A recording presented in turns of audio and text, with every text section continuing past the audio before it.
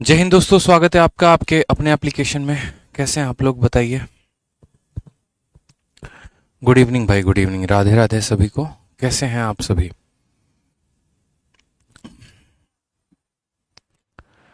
चलिए, हेलो। कैसे हैं सभी? मुकुंद, अनुराग, आईटीयू, संत, अंकित, अरविंद, अक्षय, दीपक, अमित, वैभव, आशीष, सीमांता। बहुत सारे बच्चे लाइव हैं भाई, बहुत अच्छे। जल्दी से सभी सभी लाइव आ जाओ। बहुत शानदार। तो आज से हम बिल्कुल एक नया टॉपिक शुरू करने वाले हैं और इस टॉपिक का नाम है टाइम एंड वर्क, समय तथा कार्य। ठीक है। समय तथा कार्य बहुत ही महत्वपूर्ण टॉपिक हो जाता है आपके पेपर के लिए। अगर हम बात करें तो जैसे देखिए, एसएससी सीजीएल की अगर हम बात करते हैं तो पिछले साल 2018 में जो सबसे ज़्यादा बढ़िया जो क्वेश्चंस आए थे वो मेरे भाई आपको क्वेश्चन पूछे गए थे। ठीक है। एवरेज से 2019 की बात करें तो 2019 में सबसे बढ़िया सवाल आपके कंपाउंड इंटरेस्ट से पूछा गया था, यानी चक्रवृद्धि ब्याज से। 2020 में बात करें तो यहाँ पर जो क्वेश्चन आया था वो प्रॉफिट लॉस से बहुत ही शानदार क्वेश्चन आए थे। और अगर हम बात करते हैं 2021 की, तो जो हमारा क्वेश्चन आया था वो टाइम एंड वर्क से बहुत ही लाजवाब क्वेश्चन था, यानी पिछले साल। ठीक है। अलग अलग मतलब साल में अलग अलग तरीके से अलग अलग चैप्टर्स को हाईलाइट किया जाता है। तो हमारे लिए चैप्टर काफ़ी ज़्यादा महत्वपूर्ण हो जाता है। बात करते हैं टाइम एंड वर्क की। तो अभी टाइम एंड वर्क की आपकी पहली क्लास के इसकी जो प्रैक्टिस शीट है मेरे भाई, आराम से आपको मंडे के पहले मिल जाएगी, क्योंकि कल संडे है तो क्लास आपकी ऑफ रहेगी।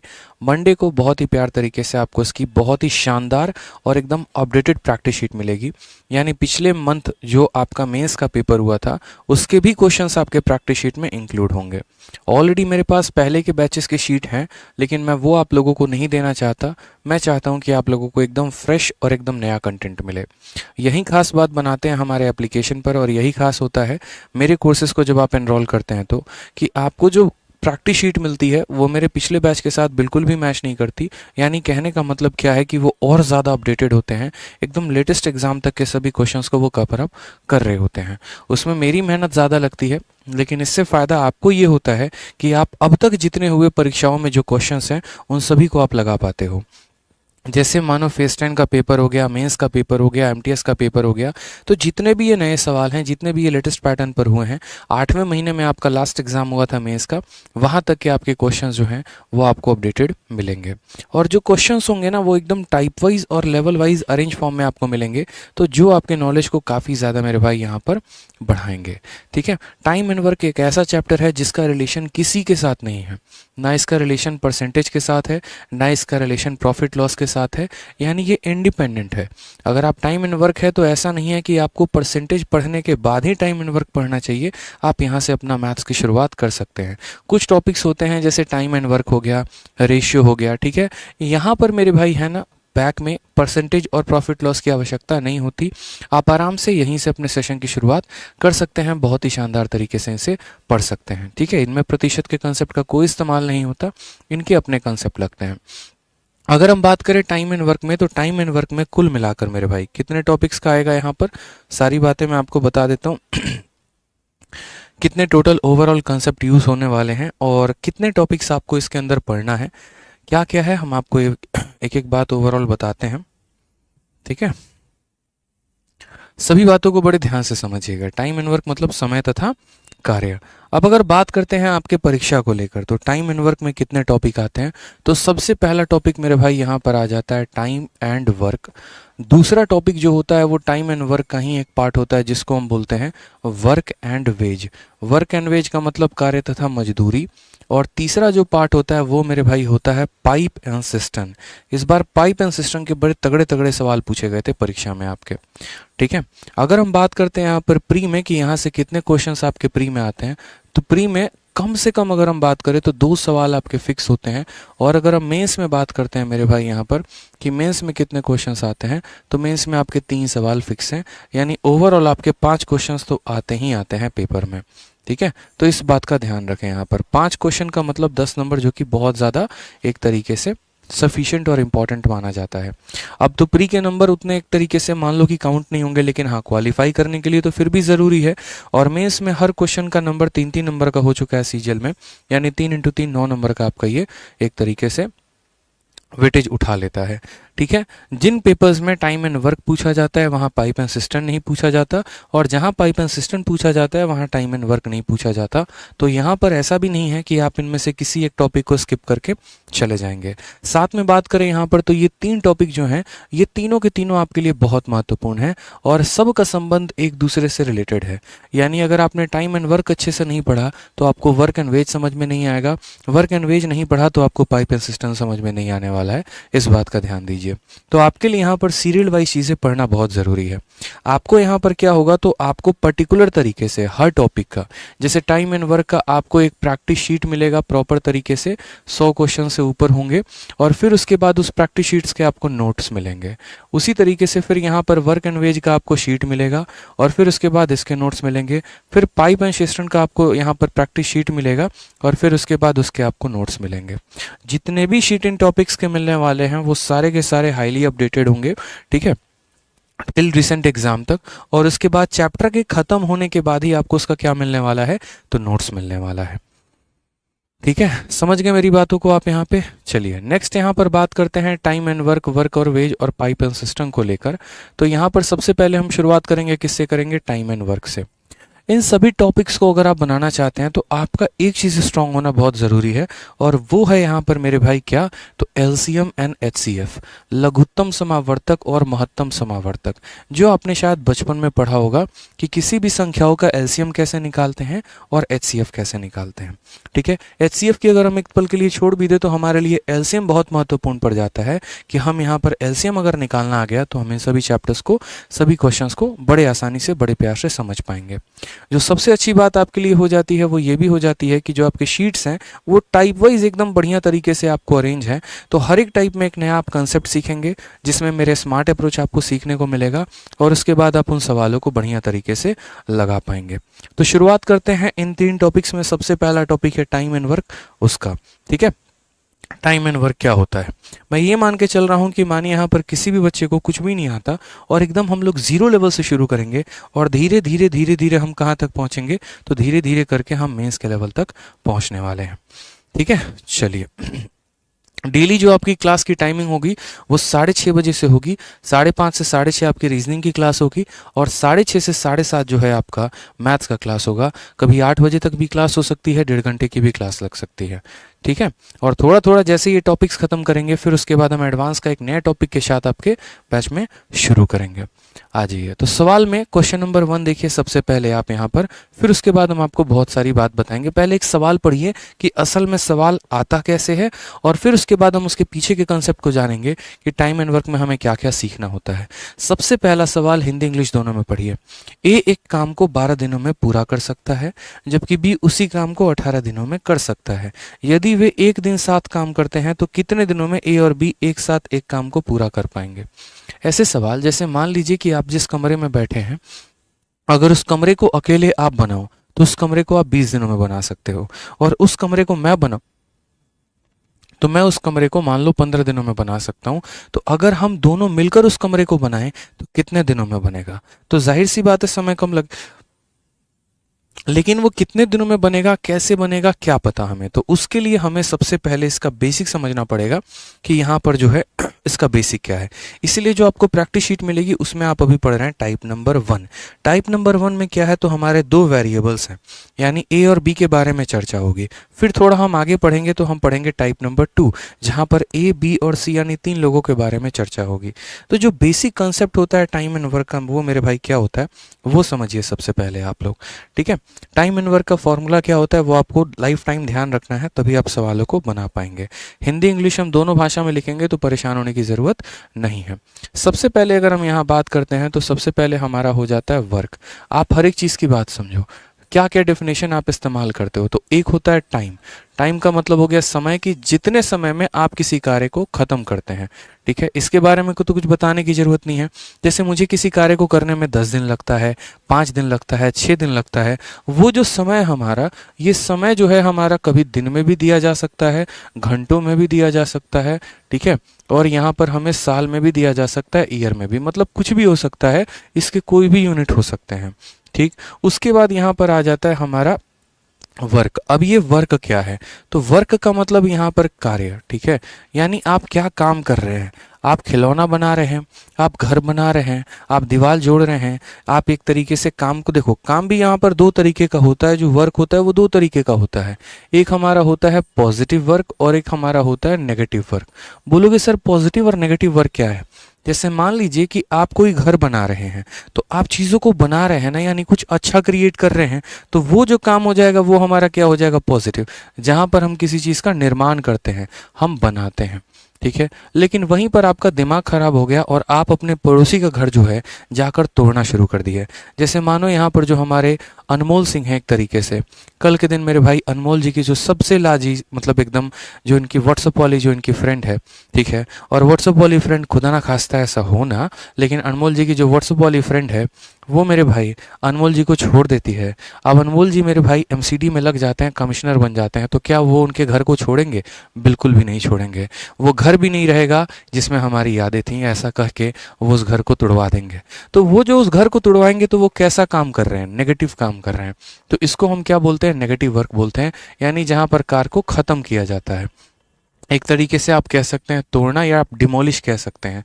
जैसे मानो क्या होता है कि एक बंदा एक घर को बनाए जा रहा है और दूसरा बंदा एक तरफ से कार्य को घर को तोड़े जा रहा है। जो बनाएगा वो पॉजिटिव काम करेगा, जो तोड़ेगा वो नेगेटिव काम करेगा, ठीक है। आगे चलकर यही दो अलग अलग टॉपिक्स दो अलग अलग चैप्टर में बढ़ जाते हैं। ये जो नेगेटिव वाला काम होता है ना, यही आगे चल के पूरा का पूरा केस बनाता है, और उसी को हम कहते हैं पाइप एंड सिस्टर्न। अगर आप देखेंगे तो पाइप एंड सिस्टर्न यानी नल और टंकी, ठीक है। इस नेगेटिव काम का सबसे ज़्यादा जो रोल होता है वो पाइप एंड सिस्टर्न में होता है, जहाँ पर एक नल टंकी को भर रहा होता है, दूसरा खाली कर रहा होता है। समझ रहे हो मेरी बात को? तो जो टंकी में खाली करने वाला नल है वो नेगेटिव काम कर रहा है, और जो टंकी में भरने वाला नल है वो पॉजिटिव काम कर रहा है, ठीक है। तो इस तरीके से वर्क हमारे कितने प्रकार के होते हैं? दो प्रकार के होते हैं। अब आ जाता है सबसे महत्वपूर्ण जो तीसरा पॉइंट है, वो मेरे भैया है यहाँ पर एफिशिएंसी। सबका फूफा एकदम, ठीक है, बिल्कुल फूफा कह सकते हैं आप इन्हें। नाराज हो जाएंगे अगर इनके बारे में हम नहीं पढ़ेंगे तो, फूफा लोग जल्दी नाराज होते हैं। एफिशिएंसी का मतलब क्या हो गया मेरे भाई? तो क्षमता, ठीक है। जैसे मानो यहाँ पर अलग अलग लोग होते हैं काम करने वाले, आपके कार्य करने की क्षमता अलग है। एक जो मजदूर आपके यहाँ दिहाड़ी पर काम करने आता है उसकी क्षमता अलग है। जैसे अगर मैं आपको बोलूँ और उस मजदूर को बोलूँ कि दोनों के दोनों काम करो, ठीक है, तो क्या पता वो आपसे कई गुना ज़्यादा काम कर दे। लेकिन अगर मैं आपको और उसको बोलूँ कि दोनों के दोनों मैथ्स के क्वेश्चन लगाओ, पता चलेगा आप 100 क्वेश्चन लगाए तो बेचारा 10 क्वेश्चन लगाया। तो क्षमता जो होती है वो अलग अलग होती है, और क्षमता के हिसाब से क्या होता है? कार्य जल्दी खत्म होता है, ठीक है। जैसे मान लीजिए कि आप और आपके वो मतलब जो भी हैं आपके दिल के करीब लफ्ते जिगर जिनको हम बोले, आप दोनों जा रहे हो पिज़्ज़ा खाने, ठीक है। आपकी रोज़ की आदत है पिज़्ज़ा खाने की, उनकी आदत नहीं है। अब उनकी आदत नहीं है तो क्या होगा? जितने देर में आप एक पिज़्ज़ा निपटाओगे पता चलेगा वो 3 पिज़्ज़ा निपटा चुकी हैं। यानी यहाँ पर एफिशिएंसी क्या हो गई? बट गई, ठीक है। समय दोनों को तो बराबर लग रहा है, आपने भी आधे घंटे तक पिज़्ज़ा खाया, उन्होंने भी आधे घंटे तक खाया, लेकिन पता चला आधे घंटे में आप एक ही खा पाए और उन्होंने 3 पार्ट निपटा दिया। तो क्षमता बदल गई कि नहीं बदल गई? बताइए यहाँ पर, ठीक है। तो एफिशिएंसी क्या होती है? एफिशिएंसी हमेशा क्या होती है? तो एफिशिएंसी हमेशा एक तरीके से, जिस तरीके से आपका काम दो प्रकार का होता है, तो एफिशिएंसी भी हमारा दो प्रकार की होती है, एक पॉजिटिव और एक हमारा नेगेटिव, ठीक है। जैसे मानो जो पॉजिटिव काम करेगा उसकी क्षमता पॉजिटिव, और जो नेगेटिव काम करेगा उसकी क्षमता नेगेटिव है। क्या यहाँ से एक बात बताने की ज़रूरत है? सोचो, जो जितना ज़्यादा क्षमतावान होगा उसका समय क्या लगेगा? उतना कम, ठीक है। जैसे मानो मैं एक दिन में 10 खिलौने बना देता हूँ और मुझे 100 खिलौने बनाने हैं, ठीक है, यानी मुझे कितने दिन लगेंगे? 10 दिन लगेंगे। लेकिन आप एक दिन में 2 खिलौने बना पाते हैं और आपको 100 खिलौने बनाने हैं, यानी आपको क्या लगेगा? तो 50 दिन लगने वाला है। तो हम यही बात आपसे कह रहे हैं, और क्या कह रहे हैं कि जिसकी एफिशिएंसी ज़्यादा होगी उसका समय क्या लगेगा? कम लगेगा। अब ये रिलेशन थोड़ा सा और प्यार से हम लोग पढ़ेंगे, और उसके लिए हमें उस फॉर्मूला को पढ़ने की आवश्यकता है। हमने कहा समय अलग होता है, वर्क अलग होता है, एफिशिएंसी अलग होता है, तो कोई एक चीज़ तो होगी जो तीनों को कनेक्ट करती होगी, वो इनका फॉर्मूला होता है। इनका फॉर्मूला क्या होता है? तो इनका फॉर्मूला आपको पढ़ना है कि मेरे भाई जो वर्क होता है ना, सॉरी अगर हम बात करें यहाँ पर, तो जो हमारी एफिशिएंसी होती है वो एफिशिएंसी हम कैसे निकालते हैं, ठीक है। तो एफिशिएंसी का जो फॉर्मूला होता है वो मेरे भाई होता है टोटल वर्क, क्या हो जाता है, टोटल वर्क और डिवाइडेड बाई कितना, डिवाइडेड बाई मेरे भाई यहाँ पर टोटल टाइम। यानी हम क्या करते हैं, कुल कार्य को कुल समय के साथ भाग कर देंगे तो क्षमता निकल जाएगी। जैसे मान लीजिए मेरे किसी भाई को यहाँ पर 100 खिलौने बनाने हैं और वो डेली का मात्र 10 खिलौने बना पाता है, तो इस हिसाब से यहाँ पर जो है उसको कितने दिन लगने वाले हैं, 10 दिन। या अगर हम बात करें कि किसी मेरे भाई को 100 खिलौने बनाने हैं और उसको बनाने में उसे 10 दिन लग गए, यानी वो एक दिन में कितना खिलौने बनाता है, तो 100/10 यानी एक दिन में वो 10 खिलौने बना पाएगा। ठीक है, तो हमने यहाँ पर यही बात कहा कि जो एफिशिएंसी होती है यानी जो हमारी क्षमता होती है, ठीक है, ये क्षमता हमारी बराबर होती है किसके, तो ये जो क्षमता होती है हमारे बराबर होती है कुल कार्य और बट्टे में कितना हो जाएगा, तो बट्टे में हमारा कुल समय हो जाएगा। आप इस टॉपिक का नोट जो है ना वो या तो जब हम चैप्टर खत्म कर देंगे और चैप्टर खत्म करने के बाद जब हम नोट्स देंगे तो आप उसको देखकर बना लीजिएगा, या फिर आप आराम से अभी मेरी चीज़ों को समझिए कि मैं क्या पढ़ा रहा हूँ और उसके बाद दोबारा से रात में बैठकर आराम से एक बार वीडियो को आराम से देख के धीरे धीरे देखकर अपने नोट्स को बना पाएंगे। ठीक है, तो हमने यहाँ पर क्या कहा, हमने यहाँ पर जो क्षमता है वो बराबर है किसके, तो कुल कार्य बटे कुल समय के। ठीक है, अब जैसे मानिए इसका एक बेसिक एग्जांपल हम लोग देखते हैं। जैसे मैंने कहा कि ए किसी काम को कितने दिनों में कर रहा है, तो ए किसी काम को यहाँ पर जो है ए किसी काम को मान लीजिए कि यहाँ पर 10 दिनों में कर रहा है, लेकिन इसके करने के पहले आपको समझना पड़ेगा एलसीएम, कि हम एलसीएम कैसे निकालें। यहाँ पर किसी भी संख्या का एलसीएम बड़ा ज़रूरी है, एलसीएम सीखना, यानी लघुत्तम समावर्तक की हम एलसीएम कैसे निकालते हैं सवालों में। ठीक है, तो जैसे मान लीजिए कि हमारे पास काफ़ी सारी संख्या है, मैं आपको बोलूँ यहाँ पर कि 10 भी है और हमारा 20 भी है, आप बताओ कि इनका एलसीएम क्या होगा, लघुत्तम समावर्तक क्या होगा, लसा जिसको हिंदी में कहते हैं। पहली बात आप ये समझो कि एलसीएम होता क्या है और एलसीएम निकालने की आवश्यकता क्यों पड़ती है, एलसीएम का फुल फॉर्म क्या होता है। तो देखो यहाँ पर जो ये एलसीएम होता है ना, इसका फुल फॉर्म होता है लीस्ट कॉमन मल्टीपल। यानी अगर हम बात करें कि एक संख्या 10 है और एक संख्या 20 है, इन दोनों का एलसीएम निकालिए, लघुत्तम समावर्तक निकालिए, तो यानी हम एक ऐसी संख्या को निकालने की बात करते हैं, ठीक है, जो मेरे भाई 10 से भी कट जाए और 20 से भी कट जाए, यानी वो सबसे छोटी संख्या जो हमारा 10 से भी कट जाए और 20 से भी कट जाए वो क्या है, इसी को बोलते हैं हम एलसीएम। ठीक है, समझ रहे हैं मेरी बात को यहाँ पर आप। उसी तरीके से कल के दिन अगर मैं बोलूँ कि यहाँ पर 2 हो गया, 3 हो गया, 4 हो गया, सबसे छोटी संख्या बताओ जो 2, 3 और 4 से कट जाए, तो यहाँ पर हम इसको बोलते हैं एलसीएम। एलसीएम निकालने के कई सारे तरीके होते हैं। ठीक है, अगर हम एलसीएम की बात करें यहाँ पर, तो एक मेथड होता है हमारा जिसको हम कहते हैं prime factorization method. Prime factorization method,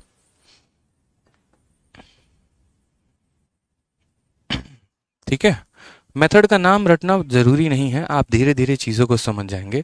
और दूसरा हो जाता है हमारा कॉमन मेथड, जो हम आपको बताएंगे कि आप कैसे कर सकते हैं, जिसको आप स्मार्ट अप्रोच भी कह सकते हो कि सर यहाँ पर स्मार्ट अप्रोच कैसे लगाएंगे। समझ गए मेरी बात को आप। यहाँ पर पहला मेथड हो गया प्राइम फैक्टराइजेशन मेथड और दूसरा हो गया हमारा कॉमन मेथड। ठीक है, अब एलसीएम निकालने के लिए भी हम सीखेंगे, तो सबसे पहले हम ये सीखेंगे कि 2 संख्याओं का लघुत्तम समावर्तक कैसे निकालते हैं, फिर उसके बाद हम सीखेंगे 3 संख्याओं का लघुत्तम समावर्तक कैसे निकालेंगे, ऐसे कर करके। तो ये 2 मेथड है। अब इन 2 मेथड में सबसे पहले हम सीखते हैं प्राइम फैक्टराइजेशन मेथड यहाँ पर। ठीक है, सबसे पहला हम क्या सीखेंगे, तो हम सीखेंगे सर प्राइम फैक्टराइजेशन मेथड है। यहाँ पे प्राइम फैक्टराइजेशन मेथड के कुछ नियम होते हैं, कुछ कानून होते हैं, बस हमें उससे फॉलो करना है। ठीक है, उन बातों का हम ध्यान रखेंगे तो हम बड़े आराम से सवाल को बना पाएंगे। ठीक है, प्राइम फैक्टराइजेशन मेथड मान लीजिए कि हमने यहाँ पर क्या कहा, हमने आपको कहा कि find LCM of 10 and 20। Find LCM of 10 and 20, 10 तथा 20 का लघुत्तम समावर्तक बताएं कि कितना होगा। तो आपको यहाँ पर क्या करना है, आपको यहाँ पर 10 ले लेना है और यहाँ पर आपको क्या लेना है, 20 ले लेना है कॉमा लगा के, और ऐसे लाइनें खींचते रहनी है। ठीक है, यहाँ पर जो सबसे पहला इसका कानून होता है ना, नियम कानून, वो होता है स्टेप नंबर 1 कि आपको सबसे छोटी संख्या से सबसे पहले भाग करना है। आपको क्या करना है, भाग करना है, लेकिन divide by smallest number, divide by smallest number. बड़े प्यारे प्यारे इसके नियम होते हैं, समझते चलिएगा। जैसे कोई बच्चा क्या करेगा, कोई बच्चा सोचेगा हम सबको 5 से भाग कर दें, ऐसा नहीं होता। सबसे पहले आप इसे सबसे छोटी संख्या से भाग करेंगे, ठीक है। फिर उसके बाद यहाँ पर क्या होगा, तो दूसरा कानून ये भी होगा यहाँ पर इतना, बस यही 2 कानून है और कोई कानून नहीं है, ठीक है।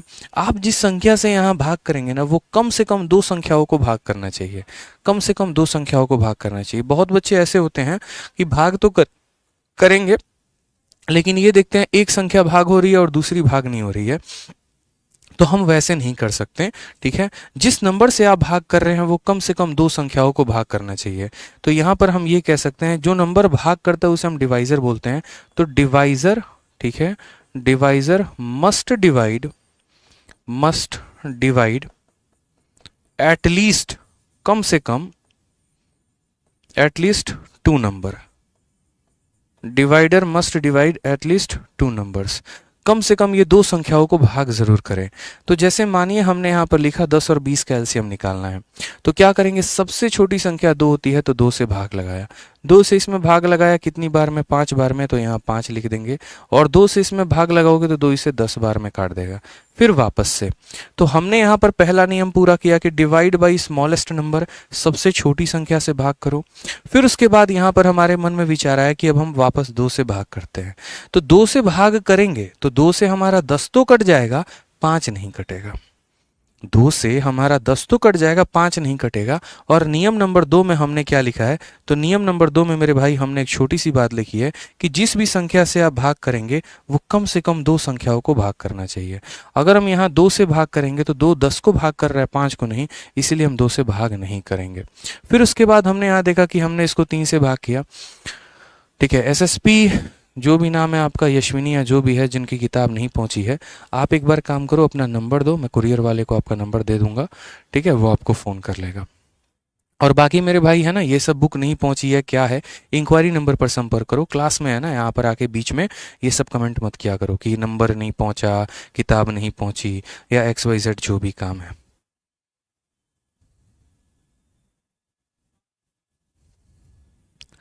ठीक है, अभिषेक यादव, आपका कमेंट हमने सुन लिया है कि क्लास को 1 मिनट एक्स्ट्रा लाइव रहने देंगे ताकि क्लास बंद ना हो, ठीक है जी, समझ लीजिए।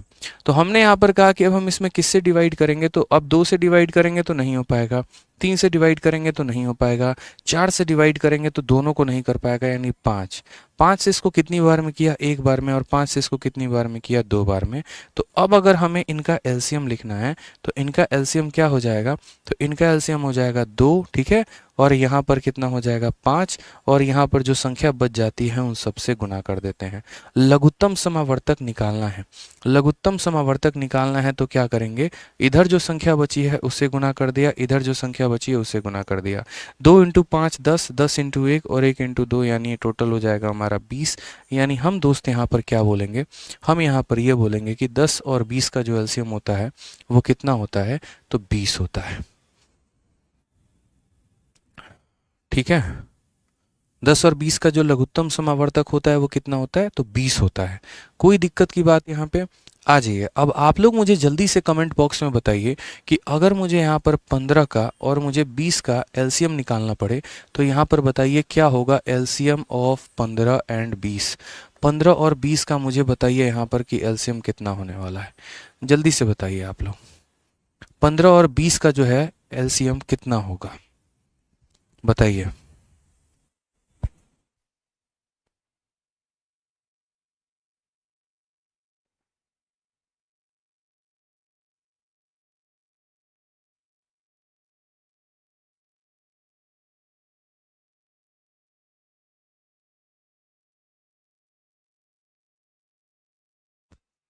बताइए जल्दी से कि एलसीएम कितना होगा। 15 और 20 का जो एलसीएम है, लघुत्तम समावर्तक, वो कितना होगा, बताइए।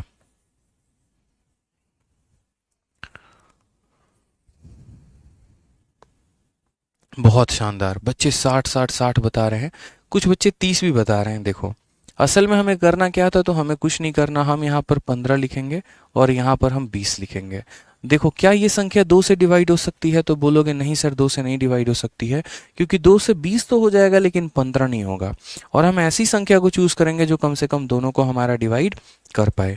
उसके बाद हमने कहा कि देखो क्या ये संख्या आपकी 3 से डिवाइड हो जाएगी, तो नहीं। 4 से होगी, नहीं। 5 से हो जाएगी। 5 से ये कितनी बार में होगी, 3 बार में। और 5 से ये कितनी बार में होगी, 4 बार में। तो यहाँ पर साफ तौर पर हम क्या लिखेंगे, एलसीएम। एलसीएम बराबर कितना हो जाएगा, तो यहाँ 5 आ चुका है। अब ये 3 और 4 कोई ऐसी संख्या नहीं है जो दोनों को डिवाइड कर सके, कोई भी संख्या नहीं है जो दोनों को डिवाइड कर सके। तो जब ऐसा बच जाए कि जब वो डिवाइड ही ना हो, तो उनको एज इट इज मल्टीप्लाई कर देते हैं। तो 5 इंटू 3 इंटू 4, 5 का 3 गुना 15 और 15 का 4 गुना 60, यानी इनका एलसीएम कितना आ जाएगा, तो इनका एलसीएम हमारा 60 आ जाएगा। ठीक है भाई, इनका एलसीएम कितना आ जाएगा, तो 60 आ जाएगा। आ जाइए अब एक और क्वेश्चन थोड़ा सा ऊपर लेवल का देखें, थोड़ा सा 3 संख्याओं का, कि हम 3 संख्याओं का एलसीएम कैसे निकालेंगे। जैसे मान लीजिए हमें निकालना है एलसीएम ऑफ यहाँ पर, ठीक है, 10 हो गया, 12 हो गया और यहाँ पर 20 हो गया। मुझे बताइए इसका एलसीएम कितना होगा। 10, 12 और 20 कितना होगा, बताइए जल्दी से। हमने कहा सर देखो 10, 12, 20 का एलसीएम निकालना है ना, तो 10, 12, 20 का एलसीएम निकालना है तो वही मेथड रहेगा अपना। पहले हम 10 लिखेंगे, फिर हम 12 लिखेंगे, फिर हम 20 लिखेंगे। किससे डिवाइड करना शुरू करेंगे, तो सबसे छोटी संख्या से। सबसे छोटी संख्या कौन है, तो 2 है। 2 से हमारा 10 भी कटेगा, 2 से हमारा 12 भी कटेगा, 2 से हमारा 20 भी कटेगा। ठीक है, 2 से आप 10 को कितनी बार में काट पाओगे, 5 बार में। 2 से आप 12 को कितनी बार में काट पाओगे, 6 बार में। 2 से आप 20 को कितनी बार में काट पाओगे, 10 बार में। अब फिर वापस से इसे डिवाइड करना है। मैंने कहा कि ऐसी संख्या को आपको यहाँ चूज करना है जो कम से कम 2 संख्याओं को तो भाग करे। जरूरी नहीं कि वो सबको भाग करे, लेकिन कम से कम 2 संख्याओं को भाग करे। अब उसके बाद वापस से हमने 2 को उठाया, क्यों, क्योंकि 2 हमारा 6 को भी भाग कर रही है और 2 हमारा 10 को भी भाग कर रही है, यानी कम से कम 2 संख्याओं को भाग कर रही है। 2 हमारा 5 को भाग कर पा रही है, काट पा रही है, नहीं। तो जब नहीं काट पा रही है तो उसको आप ऐसे रहने दो, कोई दिक्कत की बात नहीं। 2 हमारा 6 को कितनी बार में भाग कर पाएगी, 3 बार में। 2 हमारा 10 को कितनी बार में भाग कर पाएगी, 5 बार में। ठीक है मेरे भाई, अब आगे आ जाओ एक और पॉइंट। अब देखो यहाँ पर कौन सी ऐसी संख्या है जो कम से कम 2 संख्याओं को भाग कर पाएगी, तो बोलोगे सर 5। ठीक है, 5 हमारा 5 को कितनी बार में भाग कर पाई, 1 बार में। क्या 5 3 को काट पाएगी, नहीं, तो ऐसे रहने देंगे। क्या 5 5 को डिवाइड कर पाएगी, हाँ जी 1 बार में कर पाएगी। तो बस यहाँ पर आप लिखिए कि जो आपका एलसीएम है वो कितना है, तो बोलेंगे सर एलसीएम बराबर 2 इंटू 2 इंटू 5। देखो पहले 2 इंटू 2 इंटू 5 और नीचे हमारा कितना है, तो नीचे हमारा 3 है, तो हमने लिख दिया। 2 इंटू 2 4, 4 इंटू 5 20 और 20 इंटू 3 कितना हो जाएगा, 60 हो जाएगा। यानी इनका एलसीएम कितने आने वाला है दोस्तों, तो इनका एलसीएम 60 आने वाला है। ठीक है, इनका लघुत्तम समावर्तक कितना हो गया, तो 60 हो गया। ठीक, अब आ जाइए नेक्स्ट क्वेश्चन की यहाँ बात करते हैं। नेक्स्ट क्वेश्चन हमारा क्या है, थोड़ा सा आपका यहाँ पर ऊपर लेवल का क्वेश्चन एक और। ठीक, हमने यहाँ पर कहा एलसीएम पता करिए, लेकिन एलसीएम कितने संख्याओं का पता करिए, तो बोला हमने 10, 12, ठीक है, 15 और यहाँ पर 20 का। ये 4 संख्या है, जल्दी से बताइए। एक सेकेंड, 10, 12, 15 और 30 का बता दीजिए कि यहाँ पर एलसीएम कितना होगा, बताइए जल्दी से।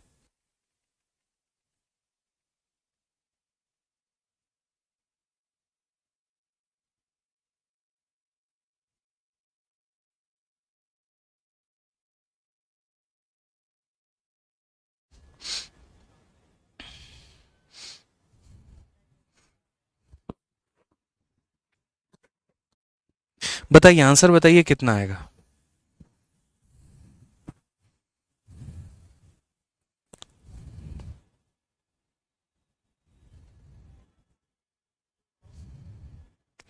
कितना आंसर आएगा बताओ जल्दी से। 10, 12, 15, 30 कितना होगा।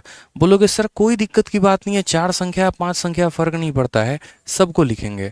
10 हो गया, 12 हो गया, 15 हो गया और यहाँ पर 30 हो गया। सबसे छोटी संख्या जो कम से कम 2 संख्याओं को डिवाइड कर सके, क्या बोलेंगे सर 2। 2 जो है हमारा यहाँ पर देखो कितनी बार में काटेगा, 5 बार में। 2 इसे कितनी बार में काटेगा, 6 बार में। क्या 2 15 को डिवाइड करेगा, नहीं। जब नहीं करेगा तो 15 को ऐसे रहने दो। 2 हमारा 30 को कितनी बार बार में डिवाइड करेगा, 15 बार में रख दिया। उसके बाद यहाँ देखो, कोई मुन्ना गलती से फिर वापस से 2 से डिवाइड करेगा, तो देखो वो 2 से किसको किसको कर पाएगा, 5 को कर पाएगा, नहीं कर पाएगा, 15 को कर पाएगा, नहीं कर पाएगा, 15 को कर पाएगा, नहीं। हमें तो ऐसी संख्या चूज करनी है जो कम से कम 2 संख्याओं को काट पाए, यानी ये है ही नहीं संभव, ये नहीं है संभव, तो हमें दूसरा कौन सा संख्या चूज करना पड़ेगा, 3। 3 हमारा 5 को काटेगा, नहीं, तो ऐसे रहने दो। 3 हमारा 6 को कितनी बार में काटेगा, 2 बार में। 3 15 को 5 बार में काटेगा, 3 15 को 5 बार में काटेगा। फिर उसके बाद बात करते हैं यहाँ पर वापस कौन सी संख्या है, 5। 5 इसे एक बार में काट रहा है, 5 इसे एक बार में काट रहा है, 5 इसे एक बार में काट रहा है। तो फाइनली अगर हम बात करते हैं एलसीएम को लेकर, तो एलसीएम की वैल्यू हमारी क्या हो जाएगी, 2 इंटू 3 इंटू 5 इंटू कितना हो जाएगा, 2। समझ गए मेरी बात को यहाँ, तो 3 इंटू 2 6, 6 इंटू 5 30, 30 इंटू 2 कितना हो जाएगा, 60, यानी हमारा लघुत्तम समावर्तक कितना हो जाएगा, 60 हो जाएगा। ठीक है, सभी का आप लोगों का कमेंट दिख रहा है, परेशान होने की कोई भी आवश्यकता नहीं है, बड़े प्यार से आप लोग के कमेंट को हम देख पा रहे हैं। तो क्या था कि जैसे मान लीजिए कि एक तरीके से टाइम एंड वर्क पढ़ने के लिए एलसीएम कैसे निकाले, ये बड़ा ज़रूरी था। ठीक है, क्योंकि बहुत बच्चे क्या होते हैं, एलसीएम ही नहीं निकाल पाते हैं, पता ही नहीं चलता लघुत्तम समावर्तक कैसे हो गया। तो यहाँ पर ये निकालना ज़रूरी था, ये अगर आप सीख लेते ना तो उसके बाद कोई दिक्कत की बात अब नहीं आएगी। अब जैसे मैं आपको एक क्वेश्चन दे रहा हूँ, ठीक है, अब आप इस बात को समझिए। सबसे पहला क्वेश्चन आज के सेशन का क्या होगा, तो सबसे पहला क्वेश्चन आपका ऐसे रहेगा, ठीक है, टाइम एंड वर्क में। मान लीजिए ए किसी काम को मेरे भाई यहाँ पर 10 दिनों में कर रहा है, और बी किसी काम को कितने दिनों में कर रहा है यहाँ पर, तो मान लीजिए 20 दिनों में कर रहा है।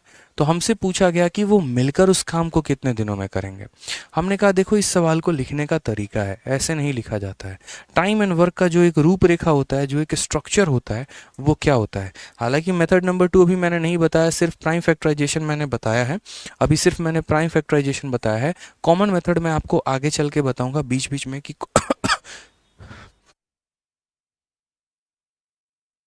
कॉमन मेथड निकालते कैसे, वो मैं आपको आगे चल के बताऊंगा, अभी आप कंफ्यूज हो जाएंगे। ठीक है, तो ये हो गया हमारा टाइम एंड वर्क का स्ट्रक्चर। ठीक है, पूरा बढ़िया तरीके से पोस्टमार्टम करके लिखेंगे। तो यहाँ पर ए है और ये बी है। यहाँ पर क्या करते हैं, 10 और 20 का हम एलसीएम लेते हैं। 10 और 20 का एलसीएम कितना हो जाता है, 20। अभी आप लोगों ने निकाला था, अगर आपको पता होगा तो। ठीक है, यहाँ पर ये देखो, यहाँ पर अब उसके बाद क्या करना होता है, उसके बाद इस 20 को डिवाइड कर दीजिए 10 से। तो 20 को जब आप डिवाइड करेंगे 10 से तो कितना आ जाएगा, 2। तो यहाँ पर आप 2 लिख दीजिए। फिर उसके बाद इस 20 को डिवाइड कर दीजिए किससे, तो 20 से, यानी यहाँ पर कितना आ जाएगा, 1। तो यहाँ पर आप 1 लिख दीजिए। अब ये आप क्या कर रहे हैं, क्या लिख रहे हैं, कैसे कैसे, किसका मान क्या क्या होगा, क्या किसको सिंबलाइज करेगा, कैसे पता हमें, हमने आपको वही बात समझाया। देखो यहाँ पर जो 10 और 20 लिखते हो ना आप, ये आपका हो जाता है टाइम। समझ गए मेरी बात को, कि कौन सा व्यक्ति कितने दिनों में किस काम को खत्म करता है। यहाँ जो आप यहाँ 20 लिखते हो ना, ये आपका हो जाता है वर्क। वर्क का मतलब क्या हो गया, कार्य आपका यहाँ पे, कि आपको असल में कितना कार्य करना है। क्योंकि कहीं पर भी एग्जामिनर आपको नहीं देगा कि काम कितना है, आपको खुद से अपना कार्य मानना पड़ेगा कि हाँ भाई साहब मेरा काम इतना है। जैसे मेरे पास 20 यूनिट का काम पड़ा हुआ है, और ये जो 2 और 1 हो जाती है ना, इसको हम कहते हैं दोस्त यहाँ पर एफिशिएंसी यानी क्षमता कहते हैं। क्या कहते हैं, तो एफिशिएंसी यानी क्षमता कहते हैं। इसीलिए आपको अच्छे से पता होगा कि अगर आपको एफिशिएंसी निकालना है तो वर्क को टाइम के साथ डिवाइड कर दो। मैंने आपको सिखाया था फॉर्मूला, अभी मैंने क्या कहा था कि एफिशिएंसी निकालना है तो वर्क को टाइम के साथ डिवाइड करो। 20 को 10 से डिवाइड करो तो 2 आएगा, 20 को 20 से डिवाइड करो 1 आएगा। ये बातें आपका कहना क्या चाहता है मेरे भाई, यहाँ पर ये बात कहना चाहता है कि देखो अगर कोई व्यक्ति 10 दिनों में काम को ख़त्म कर रहा है, ठीक है, यानी वो रोज़ 2 यूनिट काम कर रहा है और इस हिसाब से वो 20 यूनिट काम कर पा रहा है। कोई व्यक्ति मान लीजिए यहाँ पर कि कोई व्यक्ति 20 दिनों में काम कर रहा है, यानी वो रोज का रोज कितना काम कर रहा है, तो 1 यूनिट काम कर रहा है, जिसके कारण वो यहाँ 20 यूनिट काम कर पा रहा है। तो ऐसे सवाल में पूछा जाता है कि बताइए ए और बी ने मिलकर कितने देर में काम किया। तो जिस तरीके से आपने बच्चे फॉर्मूला पढ़ा था, और फॉर्मूला क्या पढ़ा था कि एफिशिएंसी बराबर होता है वर्क अपॉन टाइम के। तो कल के दिन मेरे भाई यहाँ पर हम टाइम को भेज दें ठीक है, वर्क अपने स्थान पर रहे। तो बताओ, टाइम को हमने यहाँ भेज दिया और एफिशिएंसी को हमने नीचे भेज दिया, तो टाइम का फॉर्मूला क्या हो जाएगा? टाइम का फॉर्मूला हो जाएगा वर्क अपॉन एफिशिएंसी, यानी कितना समय लगेगा तो पता चलेगा वर्क अपॉन एफिशिएंसी। यानी हमें यहाँ पता करना है कि ए और बी को उस कार्य को खत्म करने में कितना समय लगेगा। यानी यहाँ बोलेंगे जितना भी काम है और डिवाइडेड बाई जो लोग यहाँ पर काम करेंगे हम उन्हीं के क्षमता के साथ भाग करेंगे। अगर अकेला ए करेगा तो ए की एफिशिएंसी से भाग कर देना, बी का पता करना हो बी से भाग कर देना, और ए और बी का पता करना हो तो ए और बी से भाग करना। काम हमारे पास कितना है तो बोलोगे सर 20 यूनिट है। और कौन करेगा? ए और बी। ए एक दिन में 2 यूनिट काम करेगा, बी एक दिन में 1 यूनिट काम करेगा। तो इसको 2+1 यानी यहाँ पर 3 से भाग करना है। तो आंसर हमारा 20/3 डेज आ जाएगा। ये हमारा करेक्ट आंसर होगा। समझ गए मेरी बात को? यहाँ पर कितना हो जाएगा? तो 20/3 डेज हो जाएगा। एक बच्चा का 6 होल्ड, अच्छा 6 होल्ड 2/3 लिखा हुआ है, ठीक है, हमको लगा कि 62/3 बोला गया है। तो आप मेरी बात को समझ गए यहाँ पर कि जो आपको यहाँ टाइम निकालना था वो आपका कितना आ गया? तो टाइम आपका 20/3 आ गया। अब कोई बच्चा बोलेगा सर ठीक है, ये पूरा रूपरेखा समझ में आ गया, ये टाइम होता है, एफिशिएंसी होता है, सब कुछ होता है, क्या इसका हम शॉर्टकट भी निकाल सकते हैं? क्या कोई फॉर्मूला होता है? तो हाँ मेरे भाई, बिल्कुल फॉर्मूला होता है। ठीक है, आपके लिए 2 फॉर्मूला दे यहाँ पर। तो फॉर 2 वेरिएबल, जैसा कि मैंने आपसे कहा, फॉर 2 वेरिएबल हमारे पास एक स्मार्ट अप्रोच होता है। वो क्या होता है? जैसे आपने यहाँ पर देखा कि ए ने कितने दिन में काम को ख़त्म किया, ए ने आपका काम 10 दिन में ख़त्म किया, और मान लीजिए बी ने आपका काम कितने दिनों में ख़त्म किया? 20 दिनों में। तो टाइम टेकन बाई ए बराबर time taken by A plus B बराबर, आप ऐसा कह सकते हो कि सर यहाँ पर ए के टाइम को बी के टाइम के साथ गुना कर दो और फिर यहाँ पर दोनों को जोड़ दो, सीधा का सीधा आंसर आ जाएगा। ये क्या था सर? तो ये हमारा एक स्मार्ट अप्रोच था, ये हमारा एक फॉर्मूला था, ट्रिक था। यानी ए कितने दिनों में कर रहा है? 10 दिनों में। बी कितने दिनों में कर रहा है? 20 दिनों में। और उसके बाद हम क्या करेंगे? ए और बी को जोड़ देंगे, यानी यहाँ 10 और 20 को हम जोड़ देंगे। तो हम यहाँ बोलेंगे सर देखो 2 हो गया, 1010 यानी 200, और बट्टे में 20 और 10 कितना हो गया? 30 हो गया। अगर हम काटेंगे तो भी हमारा आंसर कितना आ जाएगा? 20/3 डेज। ये भी हमारा करेक्ट आंसर है। तो जब भी सवाल में ऐसा दिया हो कि हाँ ए किसी काम को फलाने दिन में करता है, बी किसी काम को फलाने दिन में करता है, वो लोग मिलकर उस काम को कितने दिनों में करेंगे, तो आपके पास 2 रास्ते होते हैं। एक तो आप इस मेथड से चले जाइए और एक आप डायरेक्ट फॉर्मूला का इस्तेमाल करके सवालों को बना लीजिए। समझ रहे हैं मेरी बात को? यहाँ पे कोई दिक्कत की बात है? तो A B upon A plus B, ठीक है, ए बी अपॉन कितना हो जाएगा? A plus B. Vikram Kumar, आपका फॉर्मूला बच्चे गलत है, 2ab नहीं होता है, A B upon A plus B होता है। टाइम स्पीड डिस्टेंस का एवरेज स्पीड आप नहीं निकाल रहे हैं, 2ab upon A plus B करेंगे नहीं। ठीक है, समझ गए मेरी बात को आप? यहाँ पे अब कुछ सवालों के आप लोग मुझे आंसर दो। बड़ा प्यारा सा क्वेश्चन हम आपसे पूछ रहे हैं। अगर ए किसी काम को यहाँ पर मान लीजिए 15 दिन में कर रहा है और बी किसी काम को यहाँ 20 दिनों में कर रहा है, तो बताइए उसी काम को करने में ए प्लस बी को कितना समय लगेगा? ये आपका पहला सवाल है। फिर उसके बाद आपका दूसरा सवाल, अगर ए किसी काम को मान लीजिए 12 दिनों में करता है, बी किसी काम को मान लीजिए 20 दिनों में करता है, तो ए और बी मिलकर उस समय को कितना दिन में खत्म करेंगे? बताइए जल्दी से। ठीक है,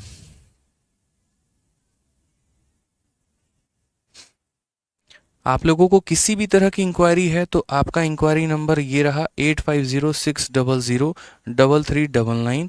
आप इस पर संपर्क करेंगे।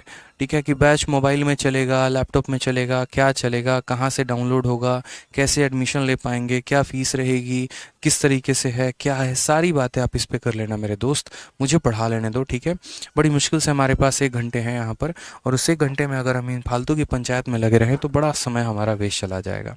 जिस भी तरह की आपकी इंक्वायरी है, हमारी टीम पूरी आपकी सेवा में हाजिर है, तो आप उस पर बात कर लीजिएगा। ठीक है, चलिए आ जाइए। आपने कहा सर अभी हमने पढ़ा है 2 तरीके से, एक तो हम एलसीएम मेथड जानते हैं और एक फॉर्मूला जानते हैं, हम दोनों से निकाल सकते हैं। मैं आपको ज़्यादा एलसीएम मेथड सिखाने पे जोर करूँगा, क्योंकि हमें पूरा का पूरा यहाँ पर एक तरीके से उसी मेथड से हमारा यूज़ करके सवाल बनना है। हमने कहा 15 और 20, 15 और 20 का एलसीएम लीजिए कितना आएगा? तो आपने कहा सर आपने अभी सिखाया था 15 और 20 का एलसीएम लेते कैसे हैं बताइए? तो पता है ना 15-20 का एलसीएम कैसे लेते हैं? क्या 2 दोनों को डिवाइड कर पाएगा? नहीं। 3 कर पाएगा? नहीं। तो पहले 5 से किया, 5 इसको 3 बार में काटा, 5 इसको 4 बार में काटा, तो जो इसका एलसीएम आएगा वो कितना आएगा, तो 5 इंटू यहाँ 3 और इंटू 4 कितना हो जाएगा, तो 5 इंटू 3 15 इंटू 4 60, यानी एलसीएम कितना आ गया दोस्तों, 60 आ गया। तो हम इन दोनों का एलसीएम ले लेंगे, कितना हो जाएगा, 60 हो जाएगा। इस 60 को जब हम 15 के साथ डिवाइड करेंगे तो 4 बार में, और 60 को जब 20 से डिवाइड करेंगे तो 3 बार में हो जाएगा। यहाँ पे ये वाला 60 क्या होता है, तो वर्क होता है, ये 4 और 3 क्या होता है, तो एफिशिएंसी होता है। अब हमें टाइम निकालना है, तो टाइम बराबर क्या होगा, वर्क अपॉन एफिशिएंसी। कोई दिक्कत की बात है तो बताओ, बोलोगे नहीं सर। वर्क हमारा कितना है, तो बोलोगे सर 60, और एफिशिएंसी कितना है, तो 4 + 3 यानी कितना हो जाएगा, 7, यानी करेक्ट आंसर 60/7 आएगा। ये हमारा सही उत्तर है। कितना आएगा मेरे भाई, 60/7, 60/7। तो पहले वाले का आंसर यहाँ कितना होगा, 60/7 इज द करेक्ट आंसर।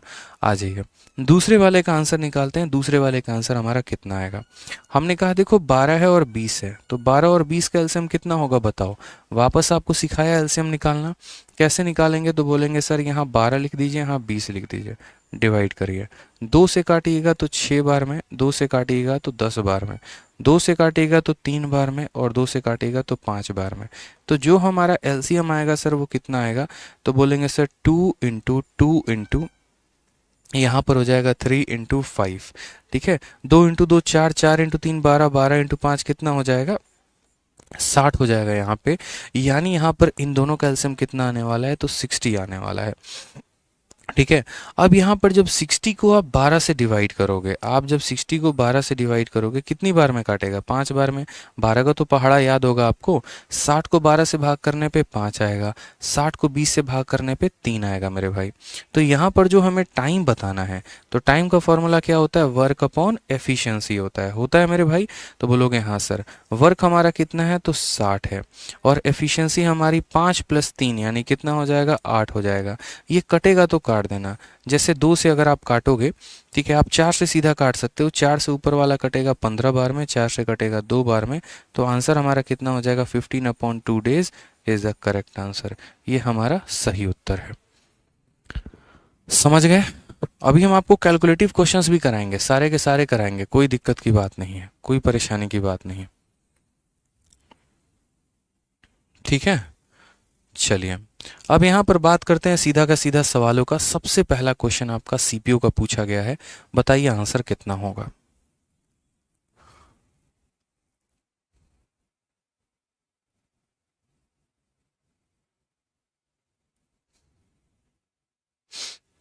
बताइए। सबसे पहला सवाल यहाँ पर कहा गया है, ए किसी काम को 12 दिनों में कर सकता है, जबकि बी उसी काम को 18 दिनों में कर सकता है। यदि वे एक साथ काम करते हैं तो कितने दिनों में ए और बी एक साथ काम को खत्म कर पाएंगे।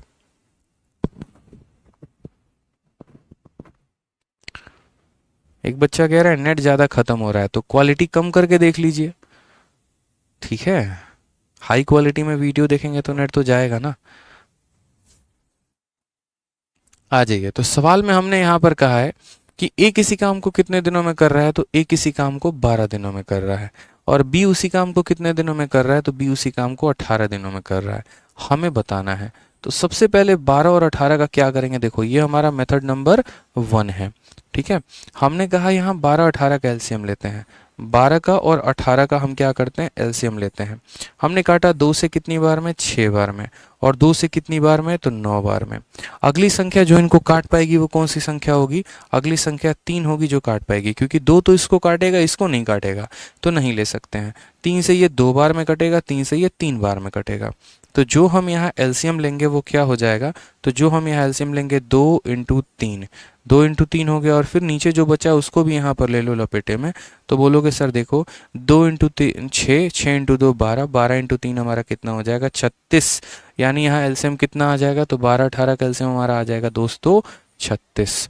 36 को जब आप 12 से डिवाइड करेंगे 3 आएगा, 36 को जब 18 से भाग करेंगे 2 आएगा। तो जो आपका time taken by A plus B होगा वो कितना हो जाएगा? तो टाइम बराबर फॉर्मूला क्या होता है? Work upon efficiency. काम आपका कितना है? तो 36 है। और समय आप कितना, एफिशिएंसी कितना है? 3 और 2 5 है। लेकिन जब आप ऐसा ऑप्शन में खोजेंगे तो आपको ऑप्शन में यहाँ मिलेगा ही नहीं कि 36/5 कहाँ दिया गया है। तो मेरे भाई दिया गया है, और इसको लिखने का भी एक तरीका है। वो तरीका क्या है वो समझिए। ठीक है, आप यहाँ 36/5 लिख रहे हैं, तो आप यहाँ पर डिवीजन का भी एक नियम समझिए कि डिवीजन कैसे होता है। जैसे मान लीजिए, अगर मान लीजिए कोई संख्या 36/5 लिखी गई है, तो इसको हम फ्रैक्शन में कैसे लिखते हैं ये समझो। तो हम यहाँ पर क्या करते हैं कि इस 36 को हम किससे भाग दे रहे हैं? 5 से हम डिवाइड कर रहे हैं। 5 से हम इसको काटेंगे तो कितनी बार में? 7 बार में। कितना आ जाएगा? 35 आ जाएगा। और हमारा रिमाइंडर कितना बच गया? 1 बच गया। ठीक है, आपको पता है कि जो यहाँ पर जो संख्या से हम भाग करते हैं इसको हम क्या बोलते हैं? तो इसको हम बोलते हैं डिवाइज़र, यानी ये क्या होता है? भाजक होता है। ठीक है, हिंदी में पढ़ा होगा आपने, क्या होता है मेरे भाई? भाजक होता है। ठीक है, यहाँ पर जितनी बार में डिवाइड होता है इसको हम कहते हैं क्वोशिएंट। क्या कहते हैं मेरे भाई? यहाँ पर क्वोशिएंट कहते हैं। हिंदी में यहाँ पर अगर बात करें तो भागफल। ठीक, चलो, नीचे जो बच जाता है इसको हम क्या कहते हैं? तो इसको हम यहाँ पर कहते हैं रिमाइंडर, यानी शेषफल होता है। क्या हो जाता है दोस्त? यहाँ पे शेषफल हो जाता है। अब यहाँ पर समझिएगा कि संबंध हम लिखते कैसे हैं, क्या होता है हर एक बात को। ये हमारा डिविडेंड होता है। ठीक है, अब यहाँ पर जब जैसे मुझे लिखना है कि असल में इस संख्या का जो 36/5 है मान कितना होगा, तो यहाँ पर आप देखो 5 ने इसको कितनी बार में भाग किया है? 7 बार में। तो 7 को यहाँ बीच में लिखोगे। 5 ने जब इसको भाग किया तो शेषफल कितना बचा? 1। तो जो बचा उसको ऊपर लिखोगे। और किससे भाग किया था? 5 से, यानी 5 नीचे लिखोगे। यानी मेरे कहने का मतलब क्या है कि जब भी आप किसी फ्रैक्शन को तोड़ते हैं तो ये जो 7 होता है, ये हमारा 7 क्या है? तो क्वोशिएंट है। तो क्वोशिएंट को बीच में लिखिए, भागफल को बीच में लिखिए, रिमाइंडर को हमेशा टॉप में लिखिए, और डिवाइजर को हमेशा नीचे लिखिए। इस तरीके से आप यहाँ पर लिख पाएंगे मेरे भाई। समझ गए मेरी बात को? बहुत ज़रूरी होता है लिखना, बच्चों को पता ही नहीं होता कि कैसे फ्रैक्शन को तोड़ना है, तो ये सबसे बड़ी एक दिक्कत आ जाती है। तो 36 को 5 से भाग करने पे 7 सही 1/5 आएगा। अब थोड़ा सा एक आधा एग्जाम्पल आप मुझे बता दो कि अगर मैं कल के दिन 63 को यहाँ पर भाग कर दूँ किसके साथ? 5 के साथ, तो इसको हम फ्रैक्शन में कितने के बराबर लिखेंगे? बताइए जल्दी से। उसके बाद अगर मान लीजिए कल के दिन हम 37 को भाग कर रहे हैं 4 के साथ, तो ये फ्रैक्शन में कितना आएगा? बट्टे में कितना आएगा? बताइए। ठीक है, मजा आ रहा है? एक बार कमेंट बॉक्स में बताओ थोड़ा। ऐसे मत समझो कि यार सर इतना बेसिक से पढ़ा रहे हैं तो इतना ही बेसिक से हमेशा पढ़ाएंगे, ऐसा नहीं है। मैं बेसिक से पढ़ा रहा हूँ, इसका मतलब ये नहीं कि हमारी गाड़ी यहीं रुकने वाली है। यहाँ से हमारी गाड़ी स्टार्ट हो रही है और जाएगी बड़ी टॉप तक, हाई लेवल तक लेके जाएंगे आपको। आप सेशन के आखिरी दिन बताना कि आपको मजा आए कि नहीं है। आखिरी दिन आप चीज़ों को जज करना। पहली क्लास से कभी कुछ भी जज नहीं किया जा सकता है। यूट्यूब पर मैं जीवन में कभी इतने बेसिक में नहीं जाता, क्योंकि यूट्यूब एक प्रैक्टिस सेशन है। वहाँ पर हम प्रैक्टिस करते हैं, कंसेप्ट पे थोड़ा सा फोकस करते हैं, इतनी गहराइयों तक, इतनी डेप्थ तक नहीं जाते हैं। इसलिए मैं हमेशा कहता हूँ कि यूट्यूब एक अलग प्लेटफॉर्म है, एप्लीकेशन एक अलग प्लेटफॉर्म है। यूट्यूब पर हम प्रैक्टिस कर रहे होते हैं। अगर कोई बच्चा बिगनर है, फ्रेशर है, एकदम नया नया है, जिसने अभी तैयारी नहीं की है, अगर वो ये सोचे कि यूट्यूब के माध्यम से हम सिलेक्शन ले पाएंगे, फ्रेशर स्टूडेंट, तो ऐसा मुश्किल हो जाएगा, क्योंकि वो सारे कंसेप्ट वहाँ से नहीं सीख सकता जो एक चैप्टर में होते हैं। उसको सीखने के लिए एप्लीकेशन पर पढ़ना ही पड़ेगा। लेकिन अगर कोई वहीं पर बच्चा बहुत शानदार है, होशियार है, जिसने पहले से पढ़ रखा है, थोड़ा बहुत उसका चैप्टर क्लियर है, तो वो मेरे भाई बड़े आराम से क्या कर सकता है? तो बड़े आराम से यूट्यूब के सेशंस को लेकर वहाँ से पढ़ाई कर सकता है। ठीक है, वहाँ से अपना रिवीजन कर सकता है, कोई दिक्कत की बात नहीं है। ठीक है, तो इसीलिए जब आपको कंप्लीट मैथ सीखना है तो आप एप्लीकेशन से ही पढ़िए, यहाँ पर सबसे ज़्यादा फायदा होगा। बिल्कुल जीरो से स्टार्ट करके हीरो लेवल तक जाएंगे। तो हमने कहा 63 को 5 से भाग करना है, तो हमने यहाँ पर 63 को 5 से भाग किया। 5 से भाग किया तो एक बार में हमारा 5 आ गया, फिर 1 और 3 13 हो गया, फिर 5 से 2 बार में किया तो कितना आ गया? 10 आ गया, बचा कितना? 3। हमने कहा कि देखो जो हमारा भागफल आता है वो कहाँ रहेगा? तो बीच में रहेगा। ठीक है, क्वोशिएंट हमारा कहाँ रहेगा? बीच में। जो रिमाइंडर आ गया वो कहाँ रहेगा? टॉप में। और जिससे डिवाइड किया था वो रहेगा बॉटम में, यानी 12 सही 3/5। कितना हो जाएगा? 12 सही 3/5। अब आ जाइए 37 को 4 से भाग करना है। तो सेम तरीके से हमने कहा कि 37 को हमने 4 से डिवाइड किया, 4 से 9 बार में काटा तो कितना आ गया, 36 आ गया। रिमाइंडर हमारा कितना आ गया, 1। तो हमने यहाँ पर कहा कि देखो जो हमारा डिविडेंड है, सॉरी जो हमारा क्वोशंट है रहेगा बीच में, जो हमारा रिमाइंडर है वो रहेगा टॉप में, और जिससे डिवाइड किया वो रहेगा बॉटम में। 9 सही 1/4। बूझे कि नहीं बूझे बताइए जल्दी से, बूझ गए? चलिए, तो अब जो सवाल हमने यहाँ पर छोड़ा था 36 को 5 के साथ, तो आपको क्या करना था? आपको कोई दिक्कत की बात नहीं है। आप यहाँ बोलते सर 36 को जब हम 5 के साथ भाग किए तो 5 का 7 गुना 35 होता है, कितना बच गया, 1। तो यहाँ पर हम क्या लिखेंगे, 7 को बीच में, 1 जो बच गया उसको टॉप में, और जिससे डिवाइड किया था इतना, यानी 7 whole 1/5। Option number B for Baahubali is the correct answer आ जाएगा। ठीक है, बी फॉर बड़की बहू इज द करेक्ट आंसर आ जाएगा। समझ गए बात को आप यहाँ पे? तो बड़ा प्यारा सा क्वेश्चन था, ठीक है, पहला क्वेश्चन था, पूरा निचोड़ कर पढ़ा हमने इसमें कि किस चीज़ का क्या महत्व होता है, कैसे सवाल को बनाते हैं, कैसे क्या क्या होता है, इसका कंसेप्ट का पता होना बहुत ज़रूरी है। अगर हम चीज़ों को एज इट इज़ रटेंगे ना तो हमारा बहुत नुकसान हो जाएगा। हमें रटना नहीं है, हमें समझना था कि 12 है, 18 है तो 36 आया, ये इनकी एफिशिएंसी कहलाती है, ये इनका वर्क कहलाता है। यहाँ पर टाइम निकालना होता है तो वर्क को एफिशिएंसी से भाग करते हैं, फिर इस भाग को भी हमें कैसे लिखना होता है, क्योंकि छोटी छोटी चीज़ें हैं जो पहली क्लास में ही अगर समझ में नहीं आई तो आगे चलकर कुछ भी पल्ले नहीं पड़ने वाला है। रटता तो हर कोई है यार, किताब में सॉल्यूशन दिया है देख के रट लो ना। ठीक है, हमारी आवश्यकता आपको क्यों है, इसीलिए ताकि हम चीज़ों को एक्सप्लेन कर पाएँ, समझा पाएँ, बता पाएँ। नहीं तो पता चलेगा हमारा पूरा चैप्टर पढ़ लिए, पूरा सेशन लगा लिए और उसके बाद भी नया सवाल दिया जाए तो आपसे यहाँ बन ही नहीं रहा है। आज के समय बच्चों की दिक्कत भी तो यही है, कोचिंग ले लेते हैं अलग अलग जगह से, लेकिन नए सवाल में उनकी हालत खराब हो जाती है। क्यों? क्योंकि उन्होंने चीज़ों को रटा है, समझानी है। आपको रटने पर फोकस नहीं करना, समझने पर फोकस करना है। अब बात करते हैं इसका मेथड नंबर 2 की। क्या इसको मेथड नंबर 2 से बनाया जा सकता था? तो जी हाँ, बिल्कुल बनाया जा सकता था। ए किसी काम को कितने दिनों में कर रहा है, 12 दिन में, और बी किसी काम को कितने दिनों में कर रहा है, 18 दिन में। बोला गया है कि दोनों मिलकर ए और बी उस काम को कितने दिनों में करेंगे। तो मैंने कहा देखो, अगर दोनों का समय निकालना चाहते हो तो सीधी सी बात है, ए कितना दिन समय ले रहा है, 12, और बी कितना दिन ले रहा है तो 18। पहले क्या करो, दोनों को गुना कर दो, और फिर मेरे भाई क्या करो, फिर दोनों को जोड़ दो। ठीक है, तो यहाँ पर हमने कहा 12 इंटू 18, ठीक है, और 12 प्लस 18 कितना हो जाएगा, तो 30 हो जाएगा। कोई दिक्कत की बात नहीं है।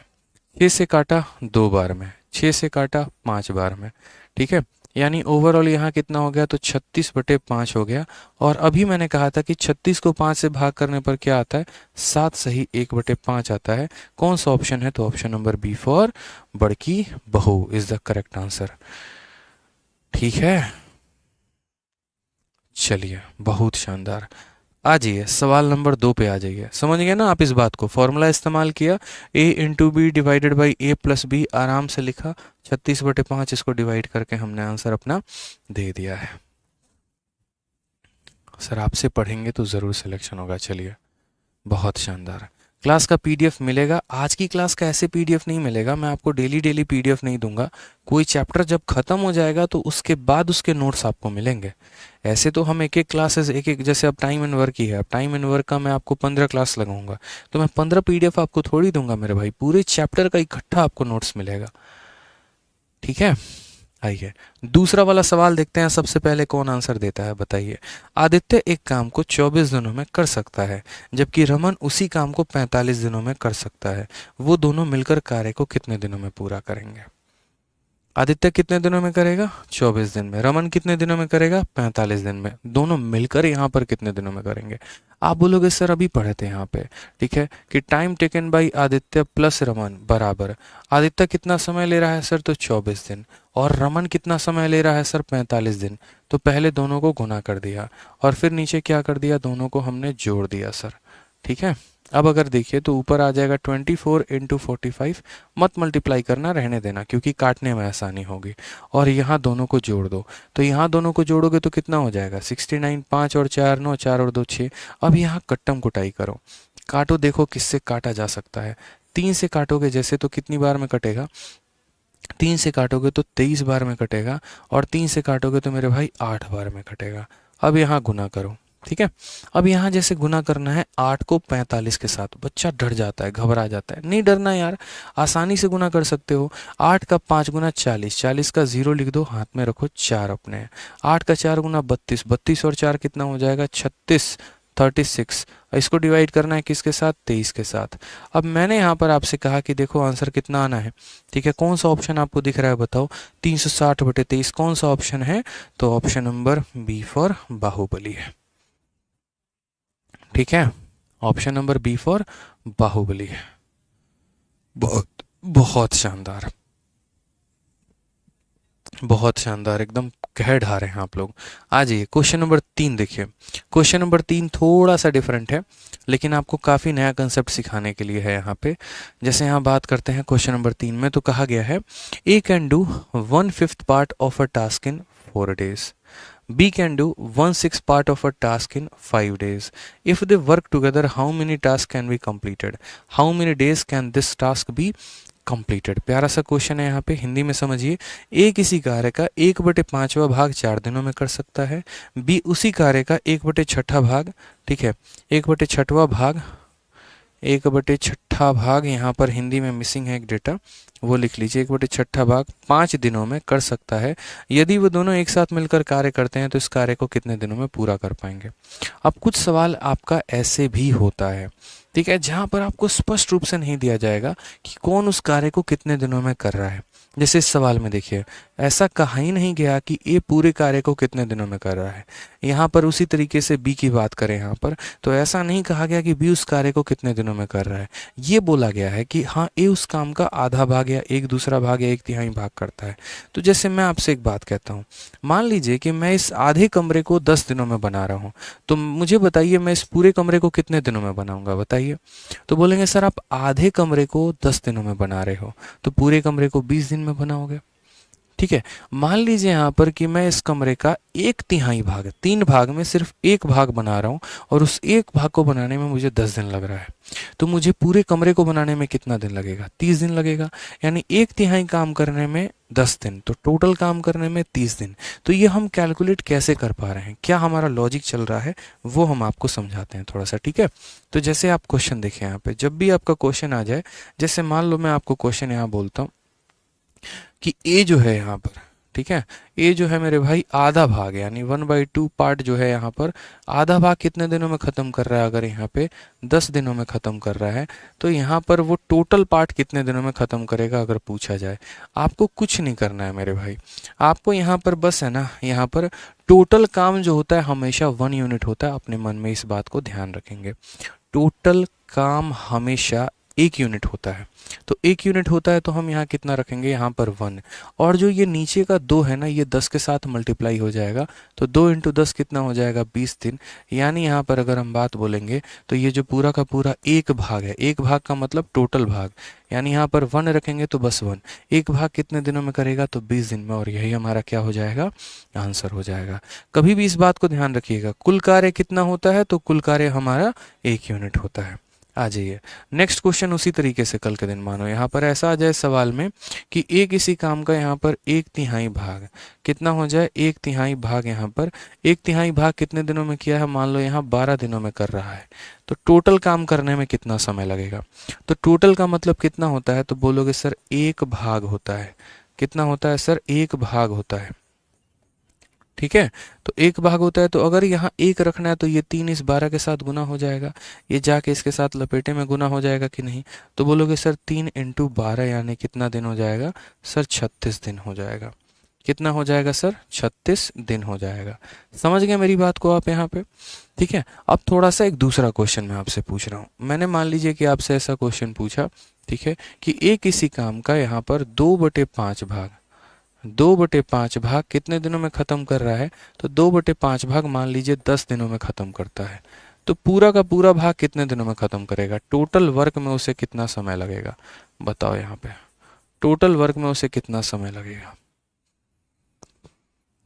टोटल वर्क में कितना समय लगेगा। अब आप बोलोगे सर देखो ये टोटल वर्क का मतलब क्या होता है, टोटल वर्क का मतलब होता है 1 यूनिट। तो ये 1 यूनिट हम कैसे लिखेंगे, तो हम यहाँ बोलेंगे सर देखिए यहाँ पर टोटल वर्क लिखना है ना, तो आप यहाँ पर यहाँ 1 यूनिट बनाइए। 1 यूनिट बनाने के लिए पता है क्या करना पड़ेगा, आपको इसके पास से इसका सब कुछ छीन लेना पड़ेगा। ना इसके पास 2 रहना चाहिए, ना इसके पास 5 रहना चाहिए, सब छीन लो सर। मैंने कहा कैसे छीनेंगे, आपने कहा यहाँ 10 लिख दीजिए, ठीक है। ये जो बंदा 5 नीचे डिनोमिनेटर में है, जब ये उधर जाएगा, जैसे मानो इसके बीच में इक्वल है, तो मानो जब ये इधर जाएगा इक्वल के, तो ये ऊपर जाके क्या कर देगा, मल्टीप्लाई। और जब ये 2 है ना यहाँ पे, ये 2 ऊपर मल्टीप्लाई में है, तो यहाँ नीचे आ जाएगा तो क्या करेगा, डिवाइड। तो बस मेरे भाई, जब आपने इस व्यक्ति से इसका सारा कुछ छीन लिया तो ये अकेला बच गया। और इस अकेले का मान कितना हो जाएगा, तो बोलोगे 2 × 5, ठीक है। और 5 × 5 कितना हो जाएगा, तो 25 दिन, यानी ये हमारा करेक्ट आंसर आ जाएगा। सवाल में पूछा जाता है, कई बार पेपर में पूछा भी गया दोस्त मेरे, कि अगर 2/5 भाग को करने में 10 दिन लगता है तो टोटल भाग को करने में कितना लगेगा, 25 दिन। एक क्वेश्चन और आप मुझे बता दीजिए इसी आधार पर। बोला गया कि x, ठीक है, x किसी काम का एक तरीके से 3/7 भाग, ठीक है, 3/7 भाग मेरे भैया यहाँ पर कितने दिनों में कर रहे हैं, तो मान लीजिए यहाँ पर आपका 30 दिनों में कर रहे हैं। तो आप मुझे बताइए कि टोटल काम को करने में उन्हें कितना समय लगेगा, टोटल काम को करने में उन्हें कितना समय लगेगा बताइए। बोलेंगे सर इतना आसान क्वेश्चन, मुझे यहाँ क्या बनाना है, 1 बनाना है। 1 बनाना है तो क्या करना पड़ेगा, यहाँ पर ये 30 है, ठीक है, ये 7 इधर डिवाइड में है तो ऊपर जाके मल्टीप्लाई में हो जाएगा, और वहाँ 3 मल्टीप्लाई में है तो नीचे आके डिवाइड में हो जाएगा। 3 से हम काटेंगे 10 बार में, 10 × 7 हमारा 70 आ जाएगा। सही उत्तर हमारा कितना होगा, 70 होगा सर। सही उत्तर कितना होगा, तो 70 होगा, ठीक है। अब इसका हम यूटिलाइजेशन कैसे कर सकते हैं अपने सवाल में, जो सवाल हमें दिया गया था वहां पर हम इसका यूटिलाइजेशन कैसे कर पाएंगे। हमने कहा ठीक है सर, हम समझते हैं यहाँ पर कि हम इसका यूटिलाइजेशन कैसे करेंगे।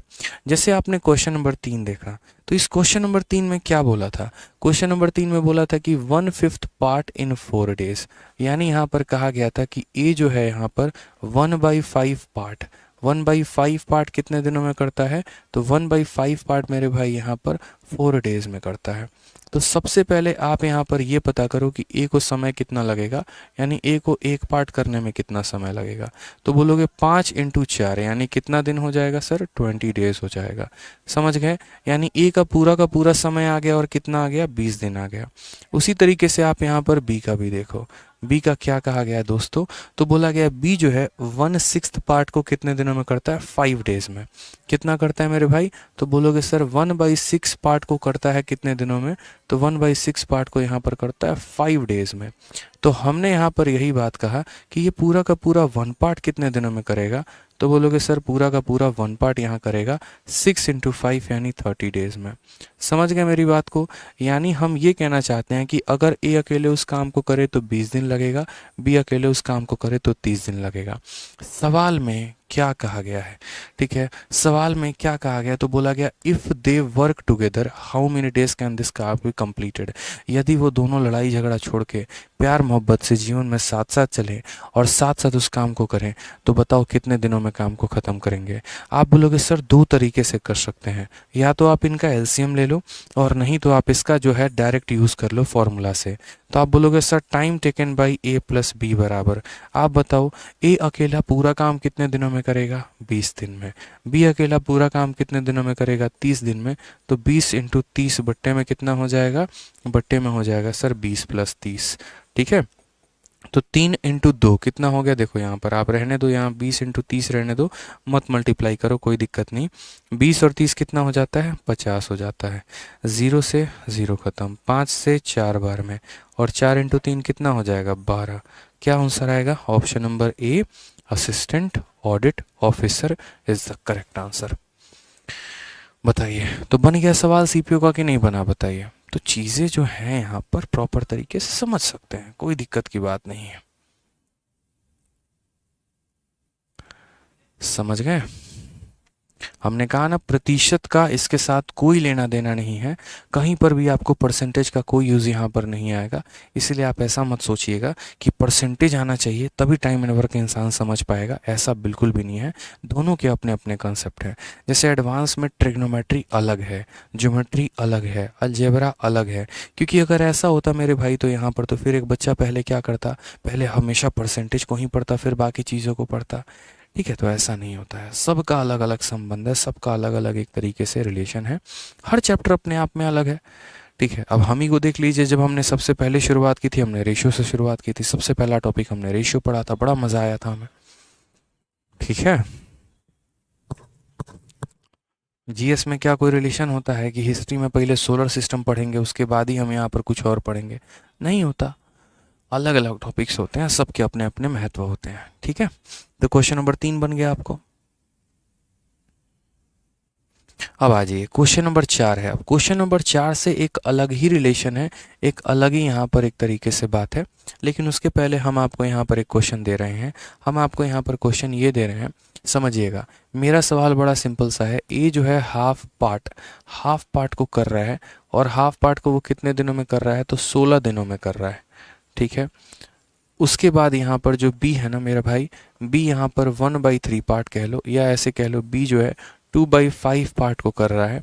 और 2/5 पार्ट को आप यहाँ पर कर रहे हो तो कितने दिनों में, 20 डेज में कर रहे हो। मेरा सिंपल सा सवाल यहाँ पर ये है कि यदि उस काम को A+B करेंगे तो कितने दिनों में करेंगे, बताओ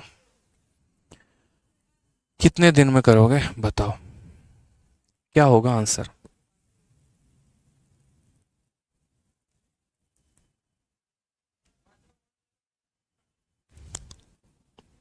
क्या आएगा आंसर, बताइए।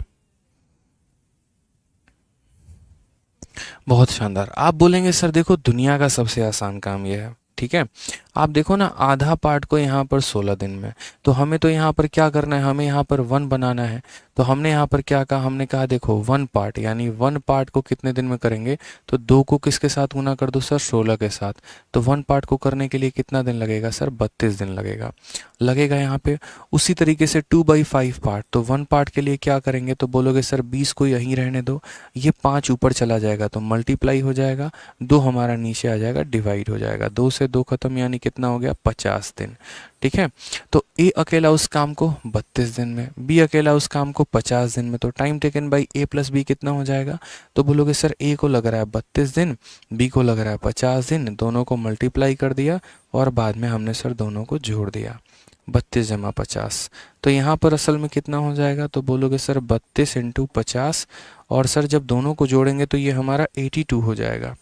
2 से काटेंगे सर तो 41 बार में कटेगा, और 2 से काटेंगे सर तो 16 बार में कटेगा। ठीक है, 16 का 5 गुना कितना होता है सर, 80 होता है। एक जीरो मुफ्त का आ गया 800, और बट्टे में कितना, 41। ये हमारा सही उत्तर है सर, 800 बटे 41 इज द करेक्ट आंसर।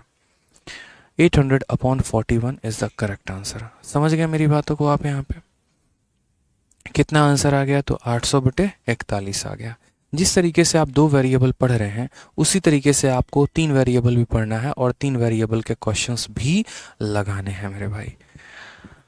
ठीक है, चलिए, तो आज के सेशन में मुझे लगता है कि इतना काफ़ी है। कैसा लगा आज का सेशन, एक बार थोड़ा कमेंट करके बताइए।